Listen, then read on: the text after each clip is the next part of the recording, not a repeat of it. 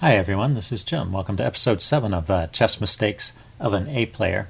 For this video I looked at a series of 12 games I played about a year ago, and I was playing pretty well at this time. I think of all the games I looked at, there was only one mistake that I classified as a blunder, the sort that would have been picked up if I had done a blunder check.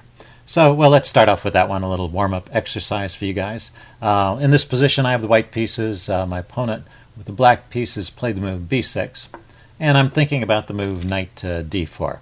And that turns out to be, I played that move, but that turns out to be a blunder. So now imagine you're me and you actually do the blunder check. See if you can spot what tactic that black has in that position after knight d4.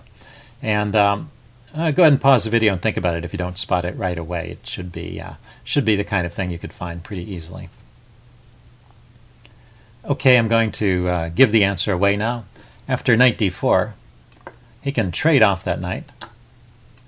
I take back. And then he has this move, knight takes c2, forking the queen and the rook. And the kind of tactic you always have to watch out for when you have a knight, an enemy knight parked on the b4 square there looking at c2, because it's a very convenient square, and this trade pulls the queen away from defensive c2 and into that spot where it gets forked. So a nice little tactic, a good one to have in your bag of tricks. Let's go on to a more complicated position. So in this game, let's see, move 16 here. It's my turn to move, and my opponent has just played knight to h5 here. And he's got ideas of going after the f4 pawn and undermining my knight, which is under attack from the queen. So that's kind of what's going on. And so I come up with the move queen to d2 to defend. And in fact, the problem with that move is that it doesn't defend. And this is not as easy to see. It's not a simple blunder, but it's a kind of calculation mistake that I often make.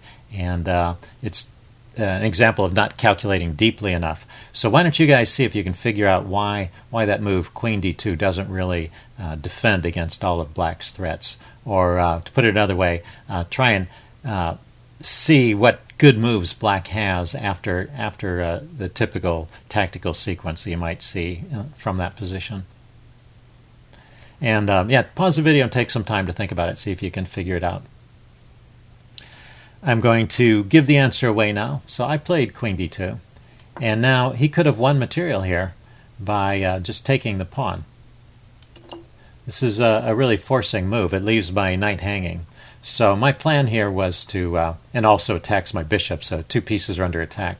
My plan was to just take back, but he can continue undermining by taking with the knight. I had calculated this far, and then my idea was to take with the queen and defend. So this is how far I calculated, and the problem is that in this position black has a good move, and that good move is bishop to h6, pinning the knight and also attacking it. It's under attack twice and only defended once. So this is a very forcing move, and if I defend the knight, then he can attack it again with the pawn. And so black is just winning a piece in this position. There's nothing that I can actually do about it. After bishop here, I mean, I can try a move like knight takes f7, attacking his queen, so both queens are under attack, but he can just continue, and after I take his queen, he takes back with this rook, with the a rook, and his bishop is still defended by the other rook. So he's just a piece up. So that, in this position after queen d2, my opponent could have just won a piece. Now he missed that too, so the game continued and turned into kind of an interesting endgame where my opponent had an extra pawn. But all the pawns were on one side of the board. And let's see, we got up to this position here where his last move was rook to c3, attacking my pawn. And I managed to trade off, I think we start off with 3 pawns against 2. I managed to trade off 1 pair of pawns, and now we're down to 2 pawns against 1. My rook is active, my king is in front of the pawn, and this should be a pretty straightforward draw. I need to, the move here that I need to play is king to g2, just to defend the pawn and just kind of hold the status quo here. But I was thinking Oh, I could simplify even more and get it down to a situation where he just has a single pawn, and I have my king and my rook to stop it and get into one of those well-known drawn positions like the Philidor position, for example. I'm not too far away from that. And so with that kind of vague thought in mind, I took on h5. And this really ought to lose. And the problem is, I think I'm just going to explain this because this is a bit of endgame lore that it's not so easy to calculate, but it's something that you should learn and kind of remember. He can take, and the problem number one is that I can't go to this side of the board. I'm forced to the H file. Now I went here to attack his rook, which is probably a reasonable thing to do. And fortunately for me, he just retreated his rook and went to the F3 square there. And that allowed my king to come back to G2 and get in front of the pawn.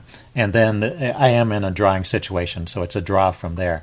But he had a much better move in bringing his king forward and keeping my king imprisoned here. So now I'm in a very difficult situation. Actually, this is winning for black. So the winning technique is kind of interesting. First of all, notice my rook can't move to the side because this is checkmate. His king and his rook will checkmate me. Notice the rook is supported by the pawn. So my rook is tied to the H file, and my king only has one square to move to. So let's try the king move first. If the king goes here, then the winning technique goes like this. Rook here, check. King back up. Pawn here, check. King back up. Again, the only move. And now we've got this situation where it's an easy win because my king has been pushed back behind the pawn. In fact, this check here drives the king back, and then I can trade rooks, and then this pawn is queening. So very straightforward win from that position. Let's see. The other way to play here, after he plays the correct move, king f2, I could try moving my rook. Like I said, I can't move to the side, but I could move up and down. But I'm going to run into the same kind of problem. Let's say I came forward. It doesn't really matter. Rook here, check, drives the king here. Rook here, check, drives the king back. These are only moves for the king. Then pawn here, check, king here, check, driving the king back, and once again I can take the rook. So you can see if the rook had gone anywhere, it's stuck to that H file, so that check is going to force a trade, and I will win. Black will win with queening. So it's important that you don't just blindly trade down into a position after in this situation here by trading off another pair of pawns and thinking of getting closer to drawing. I mean, that's true in general, but because of the move rook takes G3, because that move forces my king back to the H file, the combination of the checkmating threats and bringing the pawn forward and chasing my king away from in front of the pawn, this is now a win for black if I take on H5. But like I said, I can draw just by moving my king up here and holding on like that. So interesting. Let's go on to another tactical position.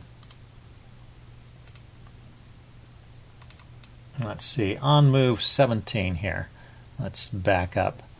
I'll back up a couple of moves here. There looks like there's a couple of exchanges. Yeah, we just had some exchanges over here on b4. I played this move b4 trying to mess up the pawns over here and get some activity against these pawns. And maybe this loses a pawn for me. He takes, I take, he takes, and I take, and he takes with the knight. And so we've traded off a bunch of pieces, but I thought I had some interesting possibilities here. So I've sacrificed a pawn, but I have compensation. And in fact, white is still good here with the correct move, which is queen to b3 check, which is what I had been thinking of when I went into this sequence. But I got to this position, I noticed after queen b3 check, he can just drop his knight back, and that saves the knight. I was thinking it was a double attack on that knight before I entered into that set of calculations, of exchanges rather. But he can just save the knight. So in this position I started to think if there was any other tactic, because I thought, This is kind of an interesting position. Is there any way to exploit that check and that position of the knight? And the idea I came up with was rook takes c7, thinking that after this check I would manage to get the knight here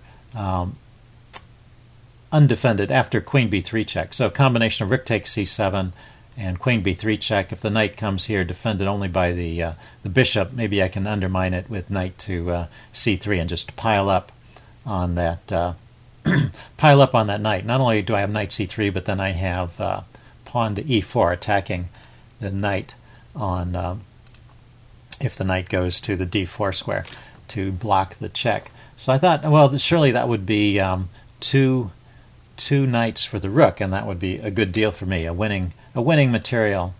So that was what I was thinking, and there's a flaw in my thinking there. So why don't you see if you can diagnose the my miscalculation here? See if you can figure out what was wrong with that line of thought. Okay, I'm going to give the answer away. So I played rook takes c7, and he took back the only way he can, naturally, queen takes. I play queen to b3 check. He played knight to d5. And now I realized that I had a problem, because my intended move here was knight c3. And look at this. He's got his knight and his queen covering that c3 square. So after I play knight c3, he can just take it with the queen. And it doesn't matter that the knight is pinned, because if I take the queen, that unpins the knight.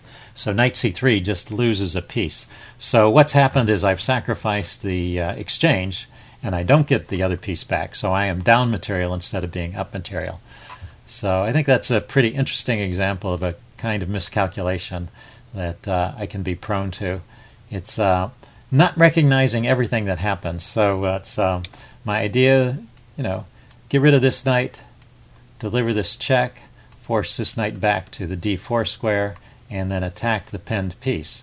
So it all sounds very good in the abstract, and I just didn't recognize that in the second move of that sequence, I've moved this queen away from d8, moved it to c7, and it's now looking at the c3 square. So my intended move, knight to c3, just doesn't work in this position. Okay, so that was a mistake. And one more for this video. Let's take a look at this next game. We're on move 18 here. And this is, let's see, this is not a simple tactical mistake, but it's there's one good move here. There's one best way, or maybe two moves. There are two moves here that are a good way to continue the attack. You see, white is in good shape here. I have the white pieces again. I've got my pieces out and active and lined up for a kingside attack. My opponent's pieces are somewhat out of play. Just a little bit out of play, but not too bad. I mean, he does have a good defender around the king and the knight. The rook is here. His pawn structure is still good around the king. His queen is in a position to jump in, and the bishop is, he's in a position to generate counter threats here with his bishop and his queen. I would say his knight being out of play is probably the biggest problem that black has in this position. But what's a good way for white to continue the attack? See if you can test your attacking skills here. Pause the video and see if you can think of a clever way to continue. Okay, I'm going to give the answer away now. When I put this on the chess engine, at first it didn't like the move bishop h6. If you thought of bishop takes h6, though, it takes the chess engine a long time to appreciate it. But in fact, bishop takes h6 is a winning attack, but pretty difficult to see. You have to calculate a long way before you get to any kind of line that wins. And like I said, the chess engine doesn't even find that at first. You have to actually play the move, and then it says, oh yeah, that actually works out. So if you kind of instinctively wanted to play bishop takes h6, you should give yourself credit for that. Although I have to say, I don't think it's possible to calculate out that sequence for a typical human player. That's too deep to calculate. So you'd have to be playing that kind of instinctively. But there's another move here, and this is the one that's even better, maybe, because it doesn't take such a big risk. And that is the move queen to c1. So you're lining the queen up on this h6 square. So you're threatening bishop takes h6. and this is a pretty big threat. So, for example, if black just tries to get his knight into play, which is a natural move, trying to undermine this nasty piece here, attacking the undefended d-pawn, and just ignoring the threat to the king for a moment, then you can break through with bishop takes. If black takes back, the queen comes here, and there's two threats. There's this threat of checkmate if this knight is distracted, and there's also this threat of queen here check, winning the knight. So the knight can't move away because it's needed to defend against the checkmating threat, and if it stays there, it's subject to this queen to g5 check, winning the knight. Now maybe it's possible to play something like queen here. I would have to turn on the chess engine to to know if this is sound or not. Let's see. Maybe I can calculate a few things here. Queen here check, king here. See, is there some nice follow-up at this point? I still have the knight. Let's turn on the chess engine just to see. I am curious now. Rook to e3 is the suggested follow-up. Yeah, once the king is over on the h-file. Yeah, so this is still just a winning attack for white. So let's kill the engine. Anyway, so that's pretty interesting. Lining up with queen c1 is the way to continue. And also, the reason I like it even better than bishop takes h6, although technically they work out about the same, but you're not taking a risk when you play queen c1. You're setting up to make this threat, and black doesn't have any good way to respond, and you're not losing any material right away. And you can calculate. You should be able to calculate deeply enough in this position to recognize that bishop takes h6 followed by queen takes is a good move. So in fact, after bishop takes h6, the chess engine is recommending not even moving the pawn there, but keeping it in place. And so you've just won a pawn for nothing, basically. So that's a simple way to continue. Anyway, I also wanted to show this because there was a nice continuation of the game. I didn't spot that move during the game. I played the move bishop to f4. And so I'm keeping some edge. It just wasn't the best move. But my opponent made a mistake here, and I was able to capitalize on it nicely. So there's this threat. When I put the bishop here, I'm threatening the queen, and I'm threatening the move knight to g6, which attacks the rook, defends the bishop, and attacks the queen. So it's a double attack, and looks to win some material. So my opponent played the move knight to h5, going after my bishop. So now there's the idea, if I play knight to g6 immediately attacking the rook, he can just grab the bishop, and so the queen is no longer under threat. And if I grab the rook, then he gets the knight, and he gets two pieces for the rook. So it comes out okay. But, well, instead of playing knight g6 immediately, I have a different move. So I play one move in this position, and my opponent resigns. So see if you can figure out the killer blow for white. Okay, as I said, it's not knight to g6. You don't have to play that right away. You can play another move first. You can play bishop to h7 check. And he resigned here because there's only one legal move. That's king to the corner. And now knight to g6 comes with check. So the king can grab the bishop, but then I can take the queen. So I win the queen for a couple of pieces, and a pretty easy win from that point of view. So my opponent resigned right after bishop to h7 check. So that's it for this video. I hope you guys enjoyed it. Leave any comments you have in the section below, and I will see you again soon. Bye.